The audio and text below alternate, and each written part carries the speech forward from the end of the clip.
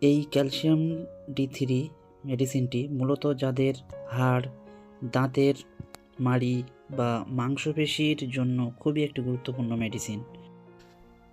বিশেষ করে যেসব মানুষের জয়েন্টে ব্যথা, কোমরে ব্যথা, হাড়ের জয়েন্টে গেরোয় ব্যথা, তাদের জন্য খুবই গুরুত্বপূর্ণ এই মেডিসিন। ডাক্তারবাবুরা সাধারণত এইসব পেশেন্টের জন্য এইসব মেডিসিনগুলো প্রেসক্রাইব করে থাকেন। আমি আজকে কিছু মেডিসিন আপনাদের সামনে এনেছি ক্যালসিয়াম D3, কিন্তু আরও ভালো ভালো কোম্পানি এইসব মেডিসিনগুলো তৈরি করেছে। আপনারা পারলে সেসব মেডিসিনও খেতে পারেন।